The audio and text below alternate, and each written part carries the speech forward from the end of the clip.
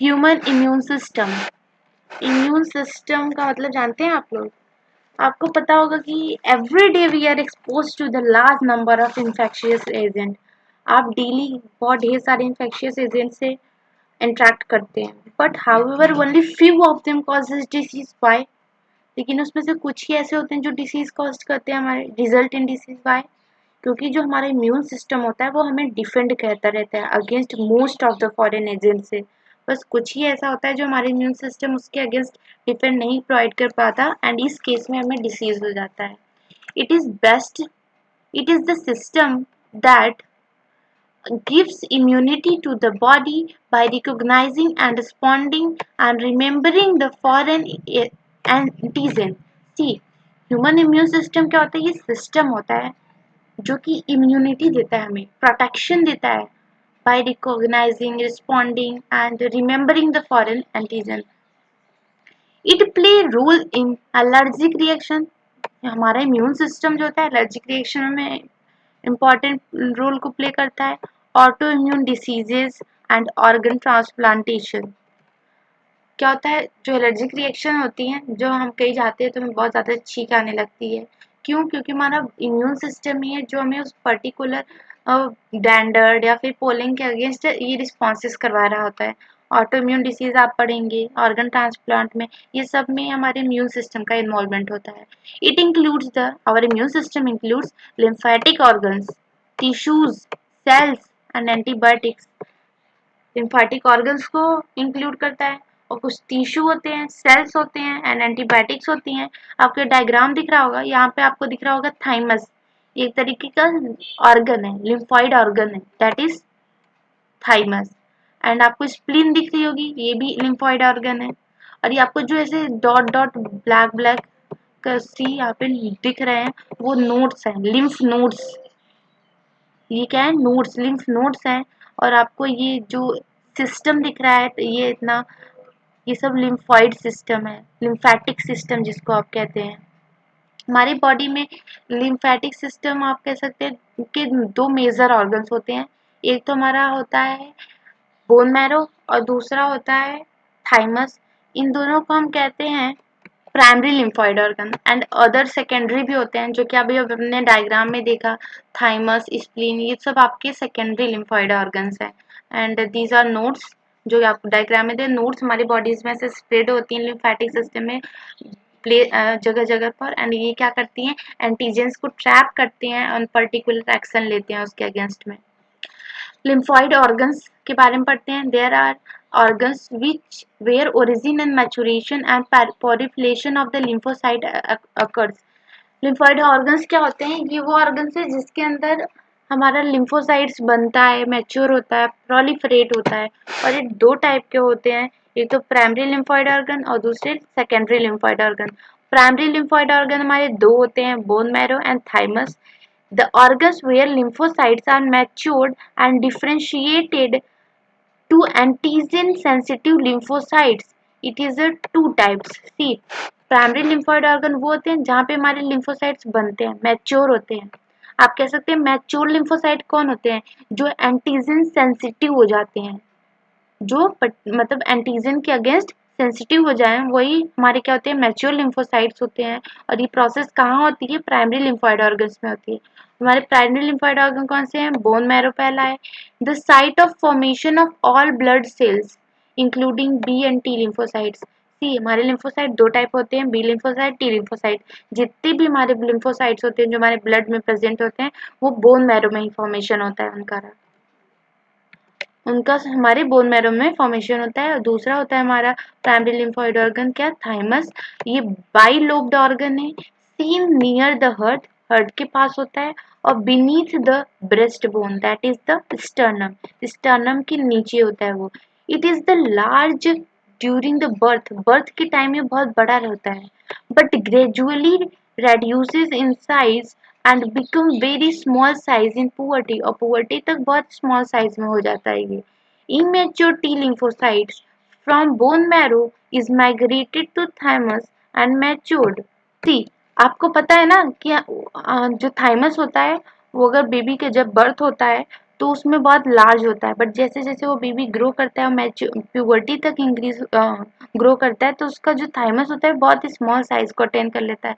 अच्छा बताइए, जो इम्यून सिस्टम होता है, लोग कहते हैं ओल्ड पर्सन का क्यों कम होता है?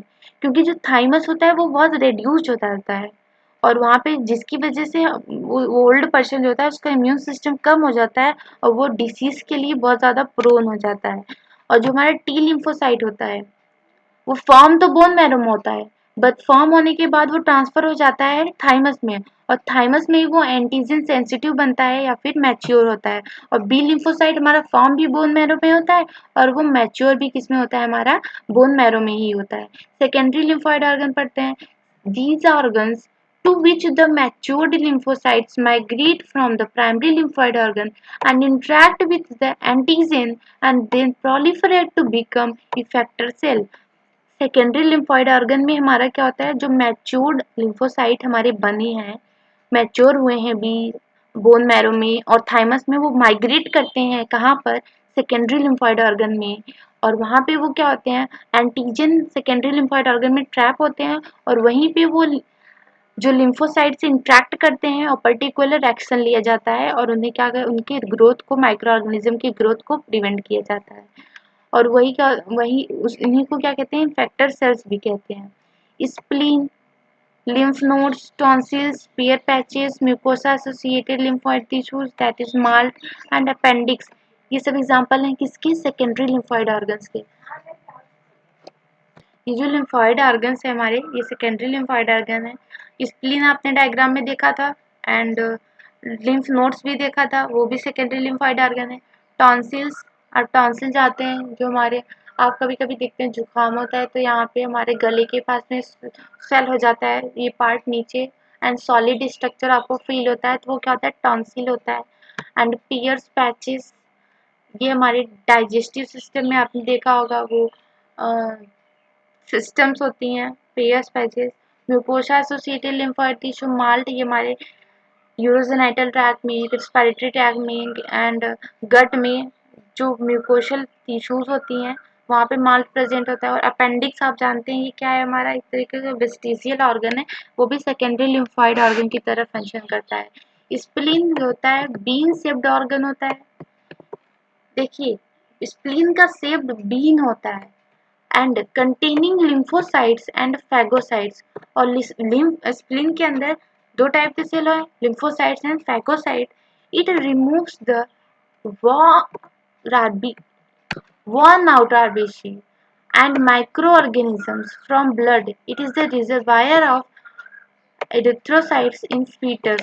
सी क्या होता है, हमारा जो आरबीसी जब डेथ करता है तो वो स्प्लीन में जाके स्टोर होता है, आप कह सकते हैं स्प्लीन में ट्रांसफर हो जाता है, इसीलिए स्प्लीन को ग्रेवयार्ड ऑफ द आरबीसी भी कहते हैं। और स्प्लीन हमारा सेकेंडरी लिम्फोइड ऑर्गन है, तो सेकेंडरी लिम्फोइड ऑर्गन में क्या होता है, माइक्रो ऑर्गेनिज्म ट्रैप होते हैं वहाँ पे, तब लिम्फोसाइट्स इसके अगेंस्ट एक्शन लेता है और इम्यून रिस्पॉन्सेस प्रोड्यूस करता है, और ये रिजर्वायर होता है एरिथ्रोसाइट का फोइटस में भी। Lymph nodes found in lymphatic system, lymph nodes कहाँ पाए जाते हैं, लिम्फेटिक सिस्टम में पाए जाते हैं, आपने देखा था स्ट्रक्चर वहाँ पे लिम्फ, ये देखिए लिम्फेटिक सिस्टम में डिफरेंट प्लेसेस पे ऐसे लिम्फ नोड डिस्ट्रीब्यूटेड है, और ये क्या करते हैं, ट्रैप करते हैं माइक्रो ऑर्गेनिजम्स को, और उसके अगेंस्ट हमारा जो लिम्फोसाइट्स है इम्यूनिटी प्रोड्यूस करता है एंड एक्शन लेता है। Lymph nodes lymphatic system में फाउंड होते हैं, they trap the microorganism and other antigen, trapped antigen activate the lymphocytes and cause immune responses। Malt, ये भी सेकेंडरी लिम्फोइड ऑर्गन है, ये लोकेट करता है with in the lining of respiratory digestive and urinogenital tract. It consist of 50% of lymphoid tissue, ये main point है कि आप याद रखें कि 50% ऑफ लिम्फोइड टिश्यू क्या होता है, हमारा माल्ट होता है, मिकोसा एसोसिएटेड लिम्फोइड टिश्यू। ये पीवाईक्यू में आ चुका है, मतलब प्रीवियस ईयर में नीट में आ चुका है। और ये कहाँ कहाँ प्रेजेंट होते हैं, रेस्पिरेटरी डाइजेस्टिव यूरिनोजेनाइटल ट्रैक्ट को लाइन करता है। This is all about the lymphoid organ, that is primary lymphoid organ, secondary lymphoid organ and human immune system.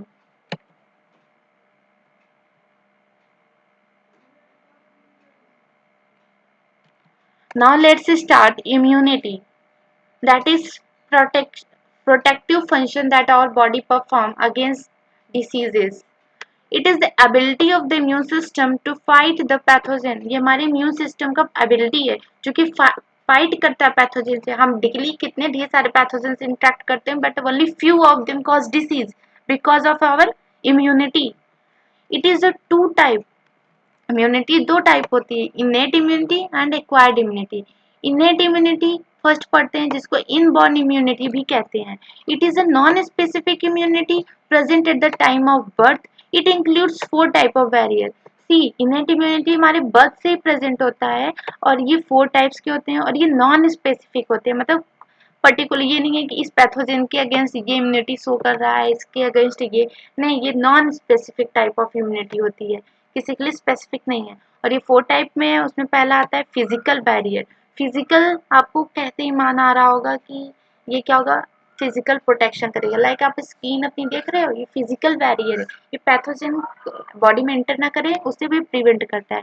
Prevent the entry of microbes, example में skin है. And mucus coating of the respiratory, gastrointestinal and urinogenital tract, mucus trap microbes.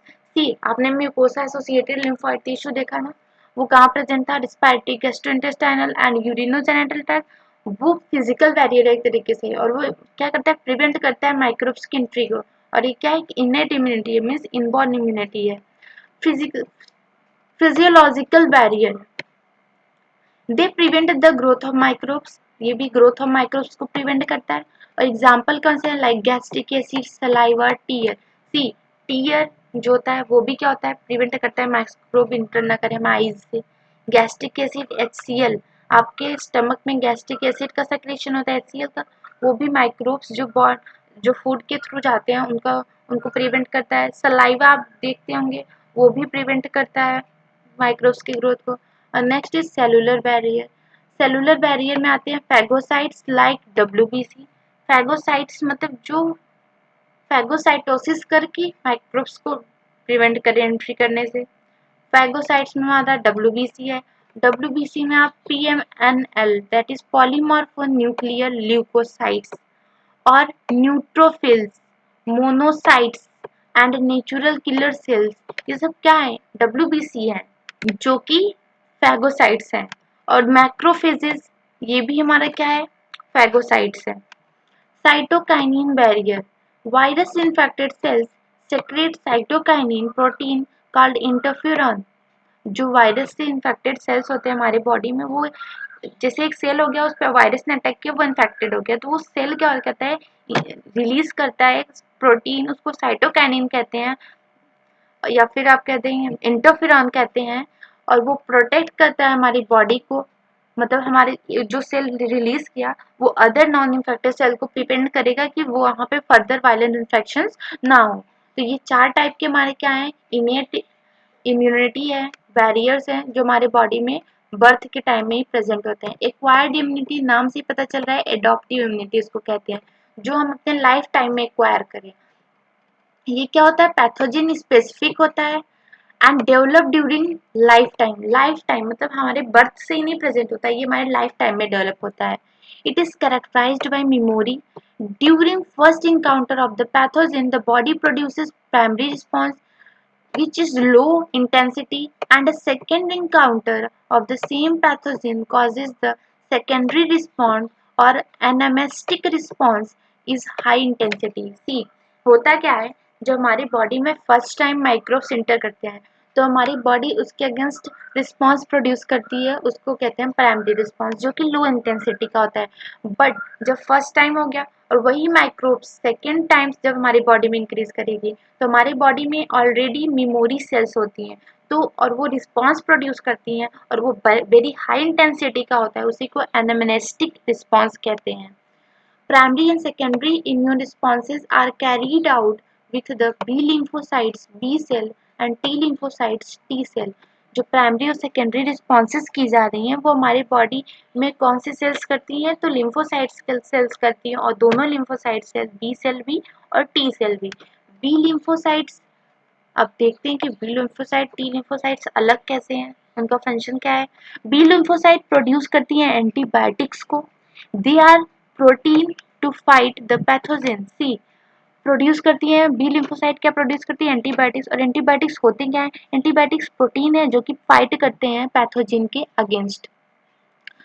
Humoral immunity, C, antibody mediated immunity को humoral immunity कहते हैं। यहाँ पे B sales involve होती हैं। जो बी सेल्स होती हैं वो एंटीबॉडी प्रोड्यूस करती हैं, और वो वही जो रिस्पॉन्स प्रोड्यूस होता है उससे, उसको कहते हैं ह्यूमरल इम्यूनिटी और antibiotic mediated immunity AMI. It is the immune responses mediated by the antibody. Antibodies are found in the blood plasma, so called humoral immune responses.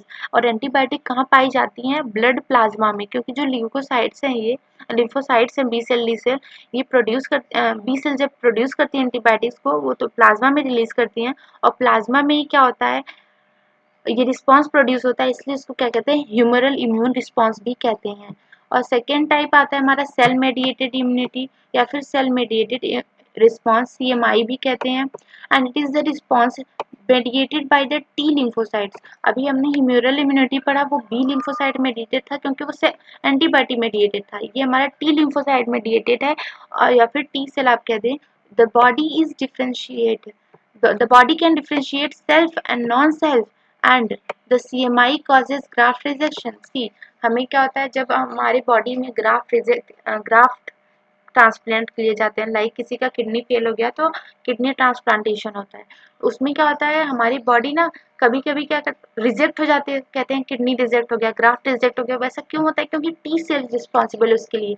T cell क्या होता है, उसके पास मेमोरी होती है कि वो पहचान ले कि सेल्फ सेल कौन है, नॉन सेल्फ कौन है। नॉन सेल्फ को वो रिजेक्ट कर देते हैं, और वही रिस्पॉन्सिबल है कि ग्राफ्ट रिजेक्शन के लिए कौन रिस्पॉन्सिबल है, तो सेल मेडिएटेड इम्यूनिटी हमारा ग्राफ्ट रिजेक्शन के लिए रिस्पॉन्सिबल है। Tissue matching, blood group matching are essential for the graft before the undertaking the graft transplant. After this the patient is given to take immunosuppression all his life. See, जो पहले किसी का graft अगर transplant होता है, जिसके अंदर किया जाता है, पहले वहाँ टिश्यू का मैच किया जाता है, ब्लड ग्रुप सेम है कि नहीं जिससे ट्रांसप्लांट हो रहा है, जिसमें ट्रांसप्लांट हो रहा है। तो वहाँ पे टिश्यू का भी मैचिंग होता है और ब्लड ग्रुप का भी मैचिंग होता है। क्यों? तो क्योंकि अदरवाइज अगर मैच नहीं होगा तो वो ग्राफ्ट जल्दी रिजेक्ट हो जाएगा, या फिर रिजेक्ट कर देगा हमारा उसको टी लिम्फोसाइट। तो इसलिए क्या होता है, बिफोर नेसेसरी होता है सब मैचिंग करें।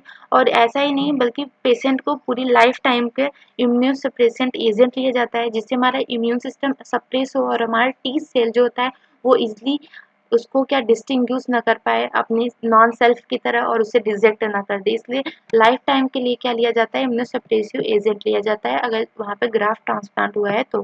Let's move on next.